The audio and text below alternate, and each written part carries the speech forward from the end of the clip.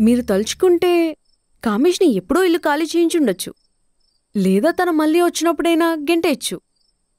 అలా కాకుండా రోజూ ఇంటికొచ్చి కామేష్తో ఎందుకు గొడవ పడుతున్నారు? నా కొడుకు బతికుంటే అంత ఉండేవాడేమో, అలాగే అల్లరి చేసేవాడేమో. అంకుల్, అంకుల్, ఏమైంది? యాక్సిడెంట్లో అందరినీ పోగొట్టుకున్నాను. అన్నిటికంటే పెద్ద శిక్ష ఏంటో తెలుసా? ఒంటరితనం. అది పోగొట్టుకోవడానికి వాటితో దెబ్బలాడతాను, నా వయసు మర్చిపోతాను. భలే సరదా మనుషులే.